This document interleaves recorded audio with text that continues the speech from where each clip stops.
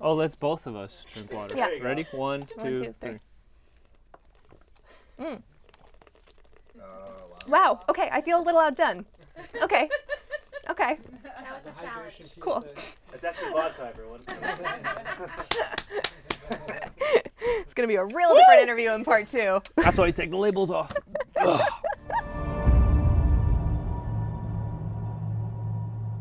Hi, Shadowhunters fans. We are here with Shum Jr. this week to talk about episode 19, Cinta Kamu. Cinta Kamu. Okay, Yeah. I was close. That was good. No, you got it. You hesitated, but you had it right. I did. Okay. Don't second guess yourself, Lindsay. So this was a really, really great episode for Malec fans because it was like Malec Central. What was it like to sort of stroll down Malec memory lane in this episode? You know what's funny is you read the scripts and it has those flashbacks, but you know I think it was for the fans it's a heart-wrenching one because you're building towards something, you're hoping that there's going to be some relief, and I don't think there is going to be more. It was really heartbreaking because he seemed like he got his magic back, and you would think that he would be, you know, at least a little bit completed again, but he still felt so incomplete without Alec. Yeah, I think you realize you asked for that thing that you want, and you think that that's the thing that you're missing, and then when you get it, you have to dig deeper and realize that that's actually not it. Do you think he actually would have erased all of his memories of Alec if Asmodeus hadn't stopped him?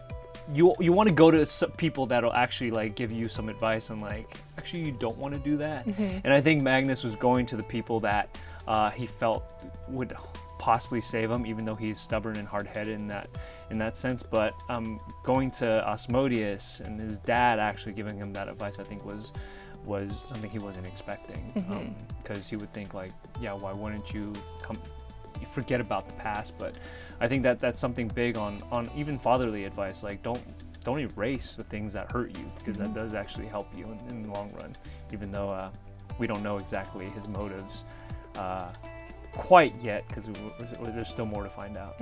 That's my next question. Is that like a genuine fatherly love? I just want to be there for my son, even if I had to manipulate him into it? Or I think so. I really do believe that Asmodeus wanted what's best for his son. You know, I think he, regardless of the mistakes he made or whatever, I think he wanted to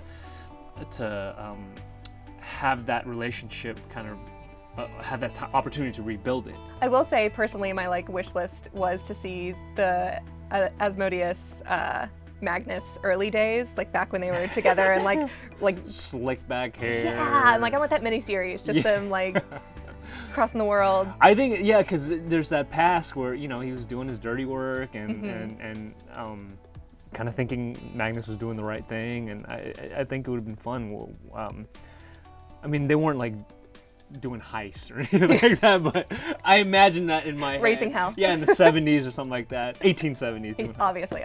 Well, now that sort of it seems like Magnus has reconciled a little bit with his father, that hug at the end at least got me right here. Will that continue to be the case, especially if he finds out that he was the one who made Alec break up with him? I'm not quite sure if they reconciled like their differences, or I think it was more he has nobody else, and the fact that he's the only one that is actually reaching out, because he feels like, well, no one's reaching out to me. I mean, within the series, it's like no, it's kind of sad, like no one's reaching out to him. No, although maybe no one knows quite yet, so he's keeping it to himself, but his father's the only one that's like, look, whether he's manipulating him or not, it's like, and I think that happens in life, is like whoever's that person that's there, that might be that rock in his sense, or the only person he can go back to. Either he can go be alone or be with family, and I think that's, to me, what happened there. Well, now we have a behind the scenes clip from Freeform. It's about that Simon and Izzy's super cute Superman scene. Oh, yeah. So let's check that out.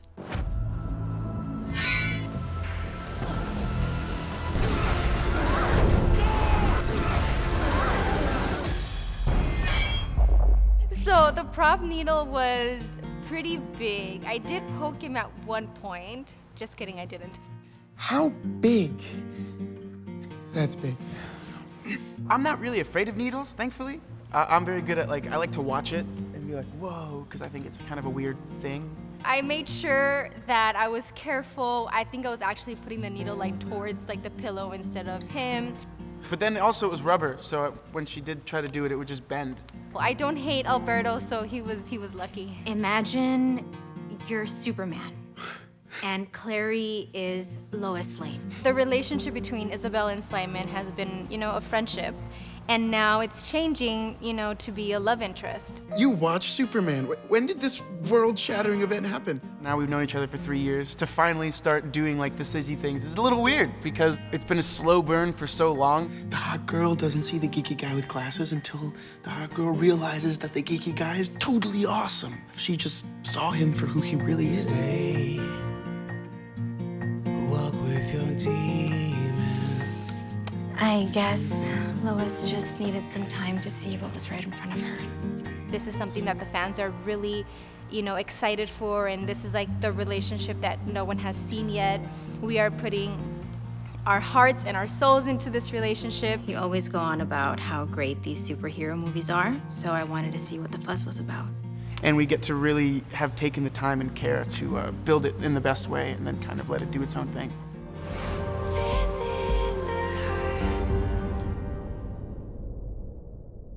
This was such a shippery episode because we got like the sissy and we got like the Shippery? shippery. Yeah, Shippery, I'm that's a creating new that word. word. That's a new word, It's shippery. contextualizing it. Shippery. So I'm asking everybody for the farewell to Shadowhunters portion of the interview. What was the first scene you filmed and what was the last scene you ever filmed for Shadowhunters? First scene I filmed, it took me, actually I waited a whole day to film it, and so I didn't shoot it. And then the next day we finally got it in the end of the day, so I waited like good, I would say 24 hours straight. Good things come to those who Good wait. things come, yeah. And it was a scene where Magnus had all his gang, like his whole entourage sitting on the couch, and then he sees Alec walk by, and then I think the line was like, who is that? Like, who is that? And then walks off. And that was the first scene. The last scene, oh man. Oh, yes. It was a sort of a dance party. Okay. Yeah, so there's a little dance So your party. specialty. My specialty. I didn't do much of it. I just kind of like, I've heard Matthew Daddario dances again this season, and I'm looking for it because that scene was so amazing. he's quite a dancer. He's He good. is. I hope he's continuing that. I want to nominate him for Dancing with the Stars, like no joke. Oh my gosh, he would be hilarious. He would His hate me. He would commentary never. would be amazing. That's what would win him, his commentary on his dancing. Something a fan asked me to ask you, which I think is a really good question, which is what's one thing you've learned from playing Magnus that you've learned from his character? What's interesting about this character is that it's this unique character that's been alive for so long, and to find that you can still go through the normal things no matter what age, the things that are hurtful things and have insecurities and try and get over them no matter how confident you are. There's always going to be some insecurity, and I think that is actually a good thing because then it means you're alive, and then you can kind of deal with these things. And I've learned a lot from kind of his storyline where you don't, you almost can't get over, fully get over everything, because I think it's always going to live inside you. It's just knowing how to deal with it, and I think that's what we're seeing right now, is how he's going to deal with it. Definitely. Another fan question, which I thought was funny, which is how is your eyeliner so on point during your crying scenes? Because I swear that stuff is like permanent. It takes me, like after I get off work, I'm the last one there. Like literally, like, because I used to just scrub it off, and then people would tell me, it's like, yo, Makeup wipes, yeah, and then you gotta be like moisturizer. gentle with it, or you're gonna literally screw up your eyes. And I remember the first couple days, my eyes were red and just like dry, and then they would tell me like, you gotta like be chill. So I'd be like so delicate with it, and be like, oh my gosh, dude, is this really what's happening every night? Welcome to our lives as girls. Yes. So I mean, I totally get it. I totally get it. Especially with my wife, having her take out the makeup every day and washing her face is just like a process that I don't envy, and I also I feel you. I totally feel you. And did you steal anything from set when you left? I stole a lot of things. Enough to have a criminal record Oh boy. right Okay. now. No, I didn't. I didn't steal anything. They handed me something. Okay. I don't know if I was supposed to keep it, because I think it was my last. Was it my last scene in the loft? Mm-hmm. Magnus's loft, and then they just handed me what do you call it? Not a statue. Bust. Bust. Yes. Gotcha. They handed me the bust that you see every day, and I think it's been around since season 1, and I was just carrying it around, and then I just ended up walking to the trailer, and then I ended up keeping it. So I mean, I don't know if they still want it back, but I got it signed. So Oh, that's cute. they didn't say anything throughout the process, and I had everyone else sign it, so someone should have told me that I shouldn't have kept it, but. Yeah, that's all I. Did saw. you get that through customs? How did I get through? Oh, I drove back. Oh, okay. I drove back from Toronto. And finally, what do you hope the legacy of the show is when all is said and done? I think why the fans are really expressing so much love and also feeling this the joys and pains of these relationships. Because you kind of grown with them, there's over 50 episodes that you got to get to know these characters. You see their growth, see their the pitfalls that they've encountered, and also mistakes they've made, and I think that makes a whole of a human, of these characters, how they interact, and how they've also maybe find some relatability with this ensemble cast, because they're all very different. So I just hope that people can go back to it and re-experience it on a level that speaks true to this show, and hopefully we'll be able to put a smile on people's faces towards the end. Well, now it's game time. Oh gosh. All right. I hope you've come prepared, because this game people have done well and people have done not well, but I call it Rudimentary Knowledge, Oh. and it's here to test your knowledge of runes. Okay. Ready? Vodka tonic, shaken, not stirred. Obviously, yeah, no. Okay, that's a bow and arrow.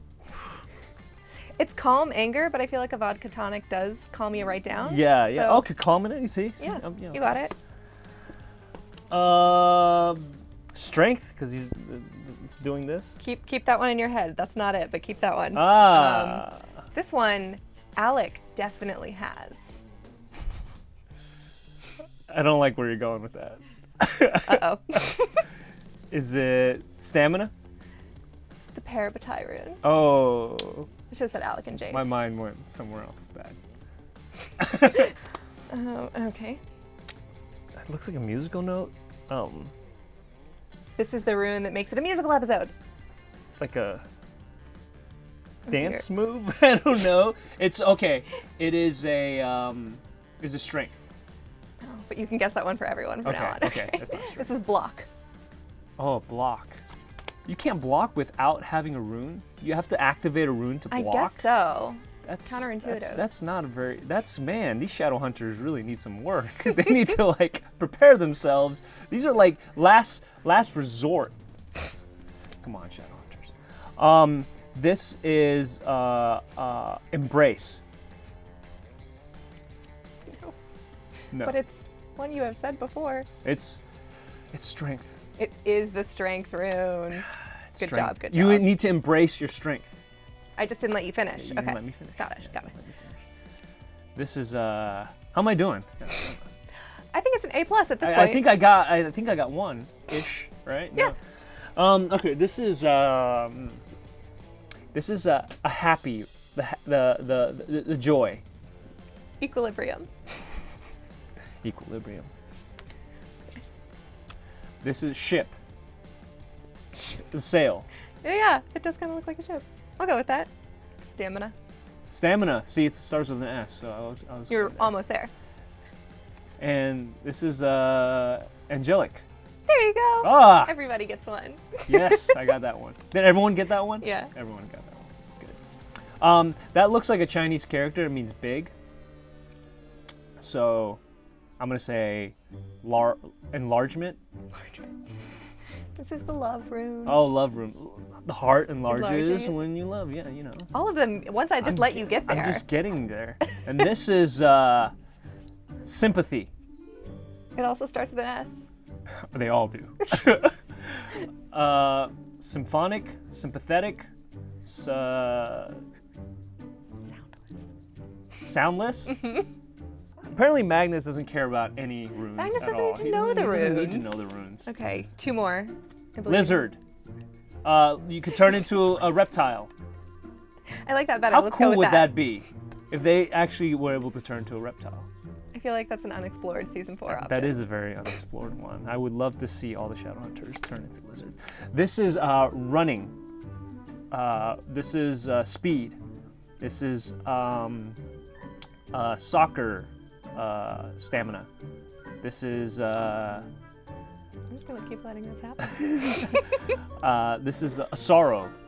It's a lot of S's. I'm just throwing S's out. This is the healing rune. This is the healing rune. Yes, because I see an H.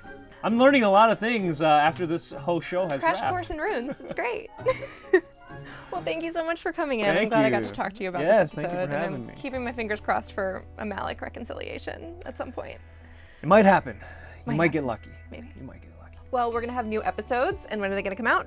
Tuesdays at 1 p.m. There it is. Bye, guys. Bye-bye. 2 ways. 2 of them. Well, can we do that one more time? Sorry, Lindsay, you slammed the card down during his line. Me. Okay. Sorry, that was. All right, we're good. We'll just keep that. All right, let's keep that in. Yeah. 1 p.m. me. That's the time. It's gonna be a second. Okay. Well, guys, you can tune into new episodes. When do they come out? I don't know. I'm kidding. Okay, go ahead. Okay. Well, guys, be sure to tune into new episodes. And when can they come out? No. Well, guys, thanks for showing up. And you can find new episodes. And when do they come out? No! Stop it! Okay. My mouth doesn't work This is it, anymore. this is it. Okay. Well, guys, we're going to have a new episode next week. And when does it come out? Tuesdays at 1 p.m. Or just Tuesday at 1 p.m. Maybe Tuesdays at 1 p.m. One of those. I feel like that works. That's got to work right. That's fun. That's fine. Cutting.